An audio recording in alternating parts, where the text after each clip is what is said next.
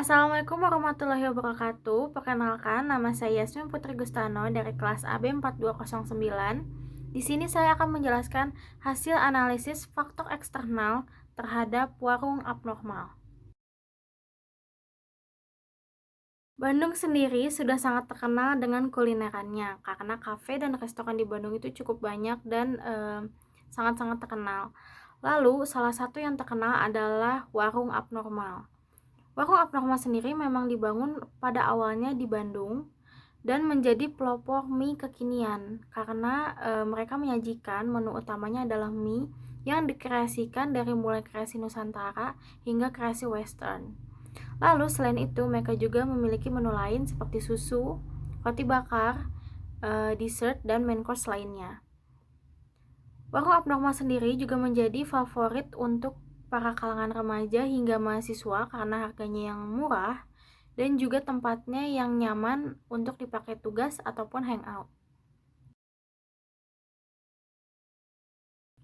Warung abnormal dibangun dengan target pasarnya adalah remaja hingga dewasa, yaitu di umur 15 tahun hingga 35 tahun. Yang berarti target pasarnya adalah anak SMP, SMA, kuliahan atau mahasiswa, dan para pekerja. Hal ini disupport dengan fakta bahwa fasilitas-fasilitas yang dimiliki oleh warung abnormal ini sangat mumpuni untuk para kalangan tersebut, dari mulai wifi, lalu juga ada stop kontak untuk ngecas HP ataupun laptop di mana-mana, di setiap meja pasti ada. Lalu juga tempatnya yang nyaman, interiornya juga yang modern, dan juga mereka memiliki fasilitas meeting room yang bisa digunakan untuk siapapun. Kekuatan sosial warung abnormal terdapat di gaya hidup masyarakat. Karena gaya hidup masyarakat sekarang yang lebih suka hangout di luar bareng teman-teman ataupun keluarga, lalu juga kalangan masyarakat yang menyukai update di sosial medianya. Warung abnormal sendiri menyediakan fasilitas tersebut untuk para kalangan masyarakat yang memiliki gaya hidup yang seperti itu. Dengan mulai dari wifi yang gratis, stop kontak di mana-mana, interior desain mereka yang estetik dan bisa menjadi spot foto bagi para masyarakat yang ingin menjadikan foto-foto tersebut menjadi konten media sosial mereka.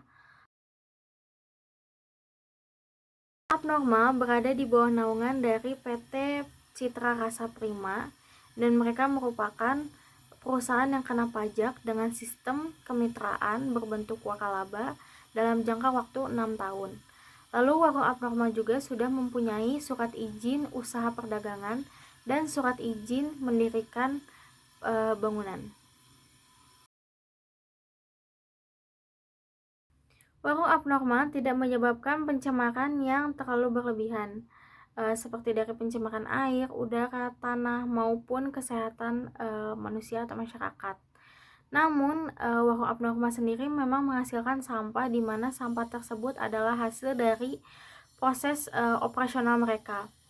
Sampah-sampah ini berupa hasil pengolahan dan juga hasil dari proses pengolahan yang mereka lakukan. Warung abnormal sendiri cukup mengikuti perkembangan teknologi yang ada karena mereka paham betul dengan para konsumen mereka yang juga mengikuti perkembangan teknologi. Maka dari itu, promosi yang dilakukan dari abnormal adalah dengan sosial media seperti Instagram. Terus mereka juga memiliki iklan, dan yang paling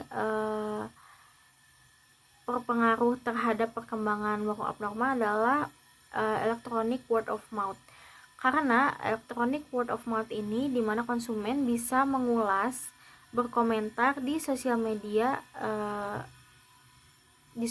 mereka maupun sosial media dari warung abnormal.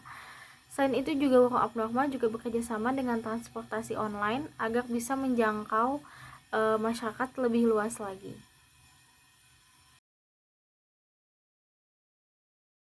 Kesuksesan warung abnormal sendiri bisa dibuktikan dengan mereka memiliki cabang di mana-mana. Dengan cabang di mana-mana ini, mereka juga membuka lapangan pekerjaan selebar-lebarnya untuk para masyarakat.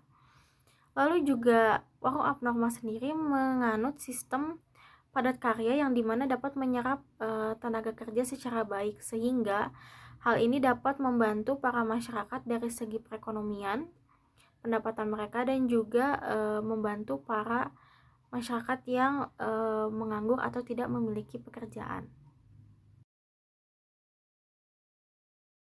Perusahaan yang menaungi warung abnormal sendiri, yaitu PT Citra Rasa Prima, memiliki rencana untuk mengekspansi bisnis mereka, yaitu dengan membawa brand warung abnormal ke mancanegara, yaitu fokus utamanya di bagian Asia Tenggara. Sistem dari supplier ini yang pertama adalah para supplier mengirimkan bahan makanan dan minuman mereka ke gudang pusat dari warung abnormal sendiri yang itu ada di Bandung, lalu juga di yang bagian cabang di Cililitan.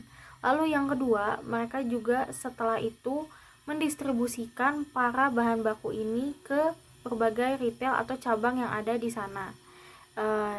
Dan mendistribusikannya ini menggunakan mobil pribadi atau mobil perusahaan, bukan dari pihak ketiga.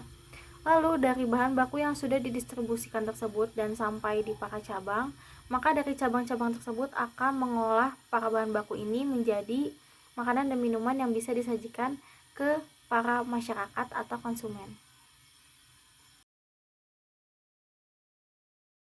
Konsumen warung abnormal sendiri terdiri dari para remaja, pelajar, mahasiswa, maupun para pekerja dan masyarakat lainnya.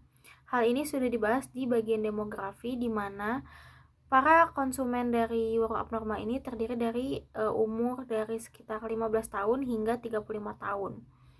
Hal ini memang dibuktikan dengan fasilitas yang dimiliki, harga yang dipatok, dan juga interior design. Untuk pendatang baru di sini memang warung abnormal sendiri memang awalnya itu kan seperti warung kopi biasa, menyajikan indomie, kopi, susu, roti bakar, dan lain-lain.